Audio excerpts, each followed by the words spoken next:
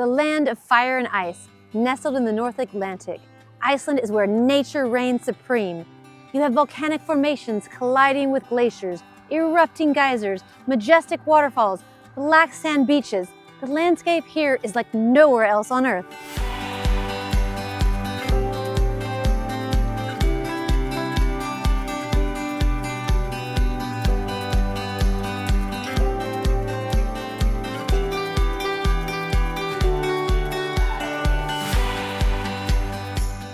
And what better way to see it all than by taking a road trip? We're only here for 4 days. We're going to do the Golden Circle and explore a few other places in the south along the Ring Road.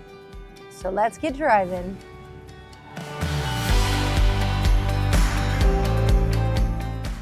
We've just landed in Iceland and we're making our first stop here at the Blue Lagoon. Now it's a really good idea as a first stop because we landed on an early flight and it's 20 minutes from the airport on our way to Reykjavik. So now I'm going to go check out those geothermal waters and get my relax on.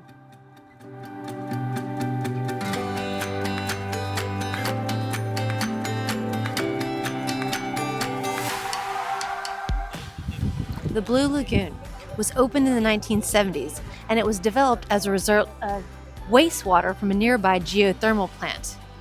You can see these beautiful silica waters, which are supposed to have some natural healing powers. So I expect that I look 10 years younger when I come out of here. There are several packages you can choose from. Now we just opted for the basic package and that included a locker to store our stuff. We'll get a silica mask to put on a little bit later and a free drink.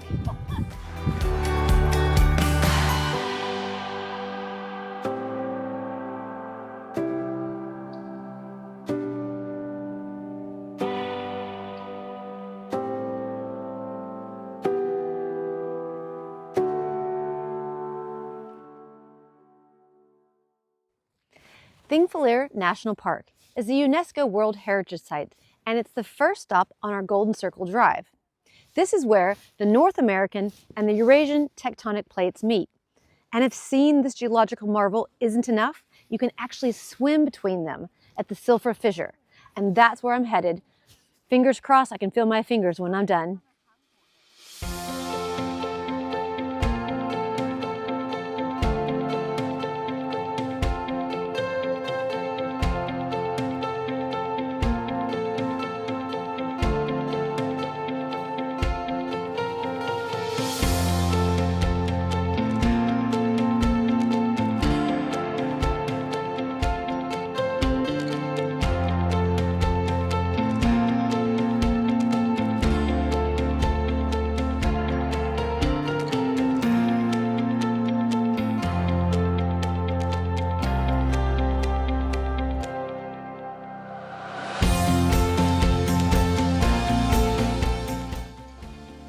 Those of you interested in politics, this is the official summer residence of the Prime Minister of Iceland.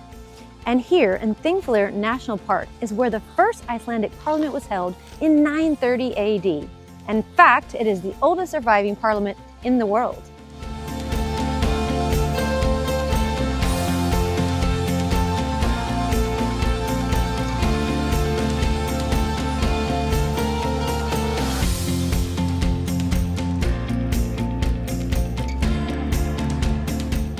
We're at the second stop on our drive on the Golden Circle at Iceland's most famous and most active geyser. And we're just sitting here waiting patiently for this baby to erupt.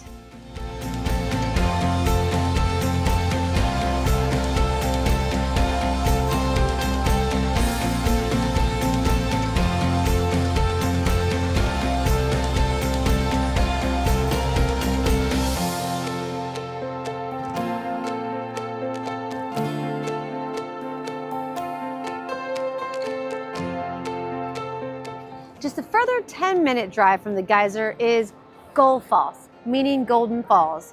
Now this is made up of two distinct waterfalls. The first one dropping 11 meters and the second one a further 21.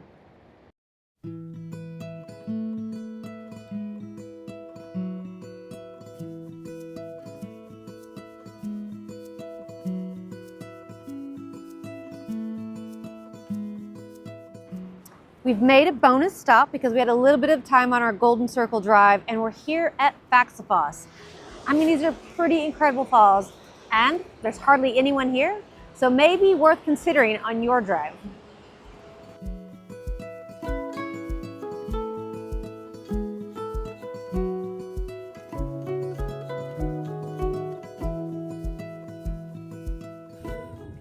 We are driving on our tour de Iceland.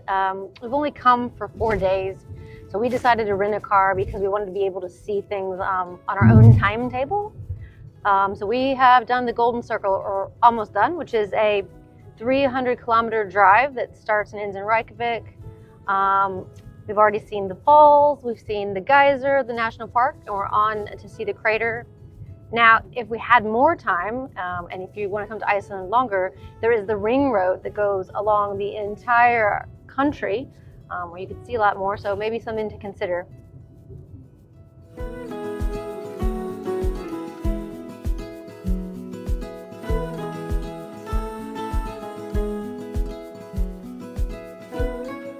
The last stop on our Golden Circle drive is here at Kerid crater.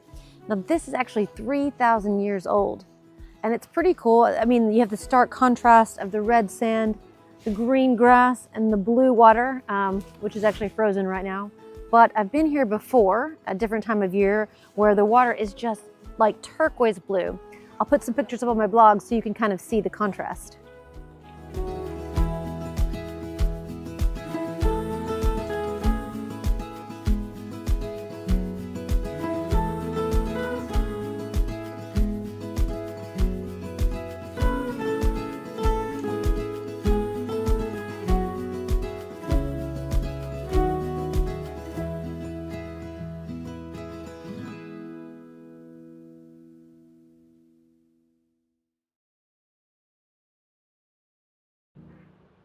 We've started our drive along the south of the ring road towards Vik, and we've stopped here at this 60-meter drop waterfall, Skogafoss.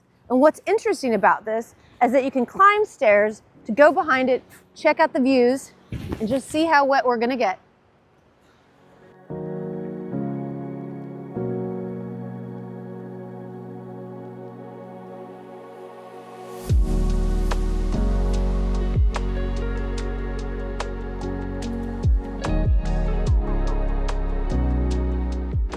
A bit wet and cold, but oh my God, how amazing is this? Just look.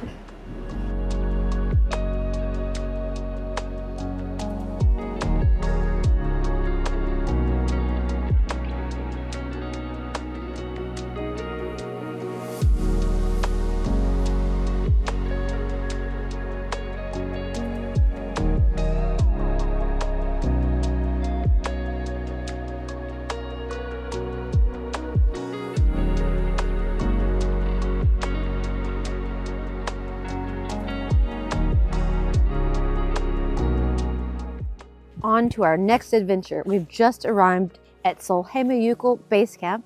We are going to hike a glacier today. You can see it behind us. Now, I've never hiked one before. I really don't know what to expect, but I am very excited to get started.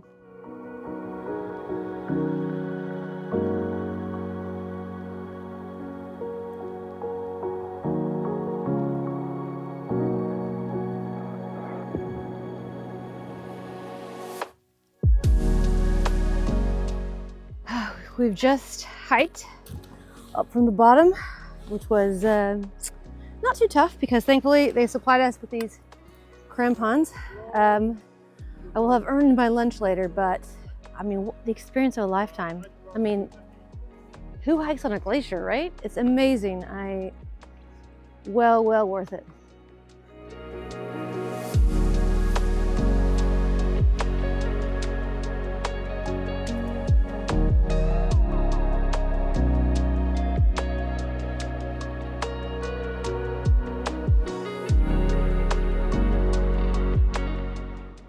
This black sand beach is Reynisfjara, located on the south of the island on the ring road near Vik. Famous for the black sand, which is essentially basaltic lava, but also for the basalt columns that people like to climb. I'm gonna go give it a try.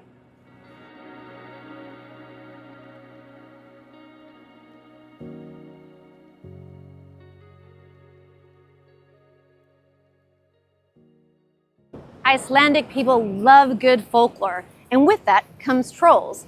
Actually, these sea stacks out here are known as Reynisfjara, and they're said to be trolls that turned into stone with the sun.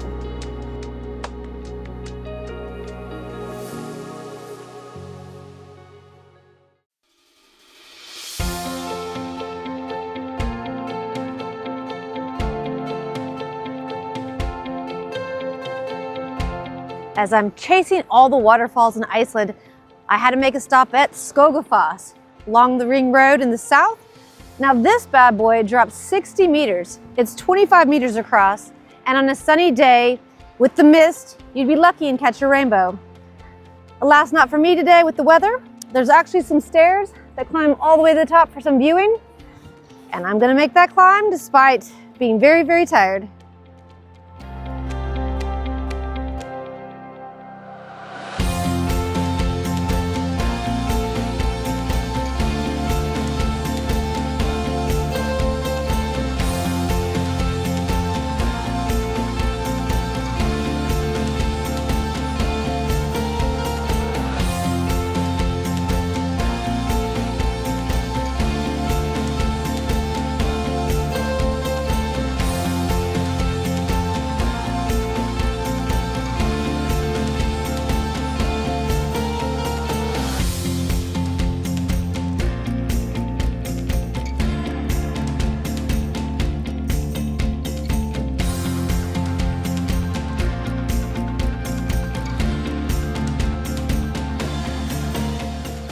These traditional structures date back to the 18th century.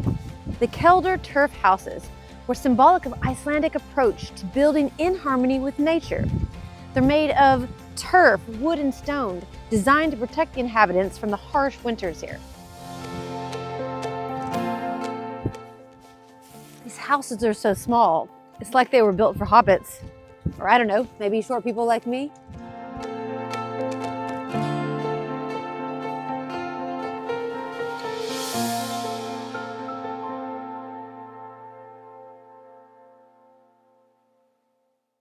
As the northernmost capital in the world, Reykjavik is one of the oldest settlements in Iceland, and it's known for its beautiful sunny days.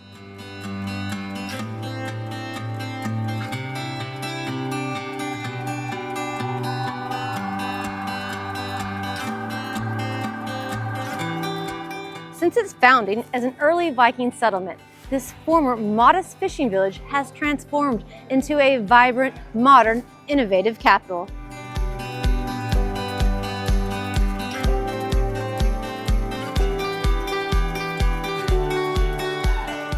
It's actually one of the most sustainable cities in the world, making use of its natural resources and geothermal energy.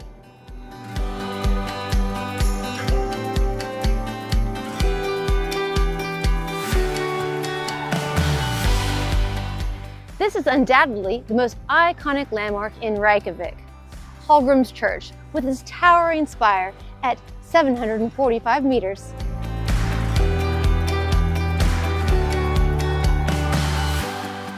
The design of this church was inspired by Iceland's natural landscape.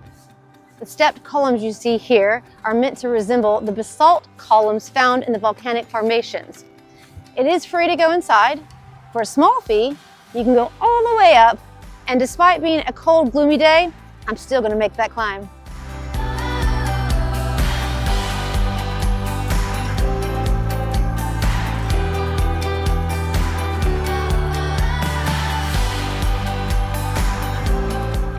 Right outside of Hallgrímskirkja is this statue of Leif Erikson, who's the most notable figure in Icelandic history. He's most famous for his voyage to North America, which actually precedes Christopher Columbus by 500 years. And that's an Iceland wrap. It's been a great 4 days. I would say my highlights were swimming between the tectonic plates at the Silfra Fissure. Also, walking on the glacier. I mean, that was just an experience of a lifetime. I would say having a car was extremely helpful. That allowed us to kind of make the most of our time at our own schedule.